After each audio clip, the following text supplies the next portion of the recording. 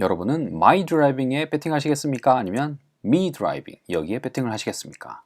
동명사의 의미상의 주어 2편 시작하겠습니다.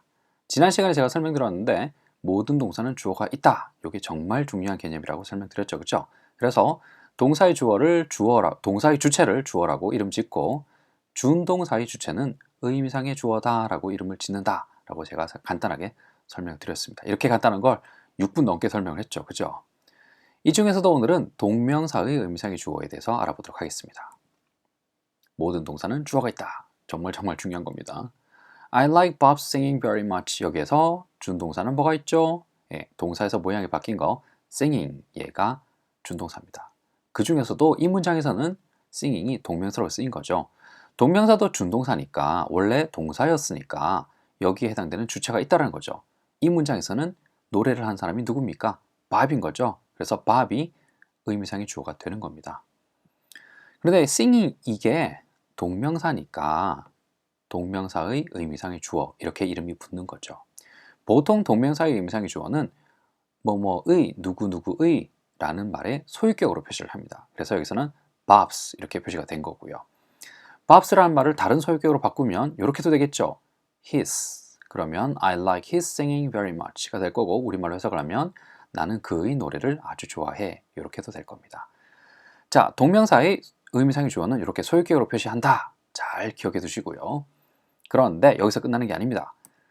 회화에서는 소유격 대신 목적격으로 동명사의 의미상의 주어를 표시하기도 합니다. 그러면 his가 아니고 him 이렇게 되겠죠. 그러면 I like him singing very much 이렇게 될 건데 우리말로 해석하면 나는 그가 노래하는 것을 아주 좋아해 이렇게 될 겁니다. 아니 him 목적격인데 왜 그가 이렇게 해석이 되는 거죠? 네, 요거 영상 기억나시나요? 첫 번째 영상에서 제가 설명을 자세히 드렸습니다. 목적격은 해석하는 방법이 보다 세 가지가 있다. 그럼 힘은 그를 또 될 수도 있고요. 그에게로 해석이 될 수도 있고요. 여기처럼 그가라고도 해석이 될 수 있는 겁니다. 해석하는 방법에 따라서 또 이렇게 막 이야기가 전개가 되죠. 그죠? 자, 다른 예문인데요. 자, 이번에는 주어와 의미상의 주어가 같은 경우에 대해서 한번 보죠. 별거 없습니다. 이름을 제목을 이렇게 다니까 별거 있는 것처럼 보이는데 별거 없어요. 예문을 보면 I like singing very much 라고 되어 있습니다. 여기에서 동사는 뭐죠? like, singing 두 개죠. 앞에 있는 like는 그냥 동사고 뒤에 있는 singing은 준동사가 되는 거죠. 그죠? ing 준동사입니다. 준동사도 동사니까 뭐가 있다? 주체, 다른 말로 주어가 있다는 거죠. 그런데 이 문장에서는 like와 singing의 주어가 똑같습니다. like의 주어를 뭐라고 그러죠? 동사의 주어니까 주어라고 하는 거고 그 다음에 singing, 준동사의 주어는 의미상의 주어라고 하는 거죠. 공교롭게도 여기에서는 이 문장에서는 문장의 주어와 의미상의 주어가 똑같은 겁니다. 네. 근데 보통 여기서는 여기서 이 문장에서 I like singing very much에서 주어가 뭐예요? 라고 하면 그냥 I 하고 넘어가는데 좀 더 자세하게 설명하면 I는 동사 like의 주어이기도 하지만 singing, 준동사의 주어이기도 해. 그래서 문장의 주어와 준동사의 주어, 의미상의 주어가 같은 거야. 이렇게 설명하는 게 깔끔한 설명이 되는 겁니다. 자, 예문을 좀 더 보도록 할게요. driving, 운전입니다. 그런데 누가 운전하는 거냐? Bob이 운전하는 거예요. 그래서 Bob's driving, 그러면 운전하는 사람이 Bob이라는 거죠. 근데 Bob이 어떻게 운전하냐? 이딴 식으로 운전을 합니다. Bob's reckless driving. Bob의 난폭한 운전이 always makes me worried. 나를 항상 걱정되게 합니다. 라고 했어요. 자, 여기서 driving, 운전, 준동사입니다. 운전이란 준동사죠. 운전이란 준동사의 주어는 뭡니까?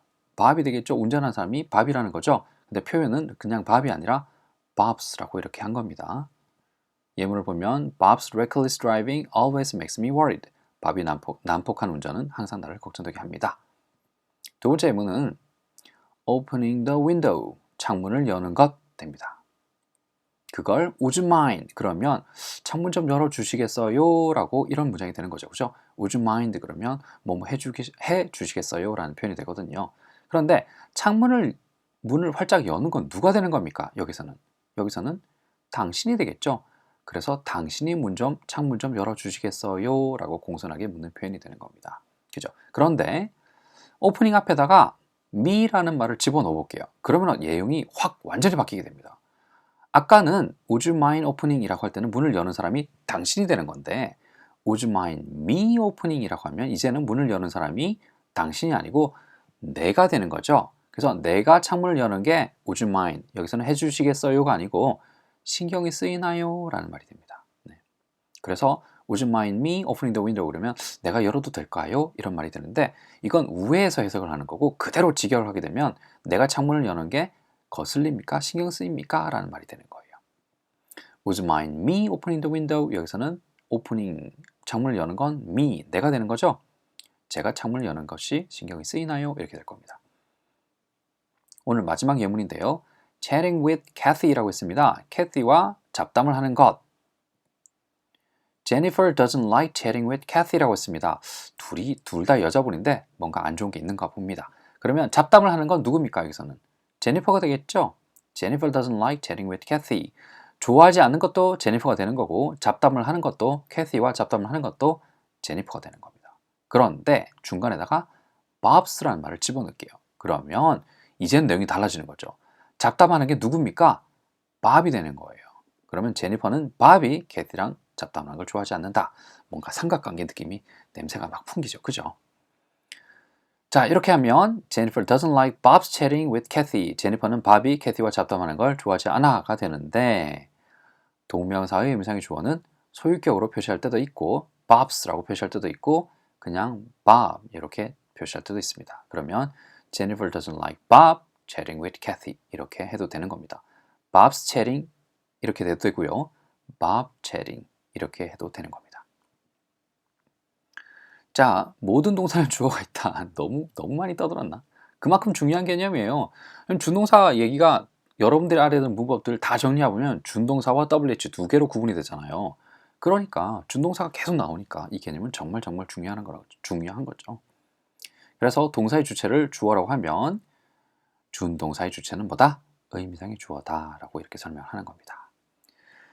자, 이렇게 해서 의미상의 주어에 대한 이야기가 끝나고요. 다음 시간에는 동명사의 과거 표현, 완료 동명사에 대해서 떠들어 보도록 하겠습니다.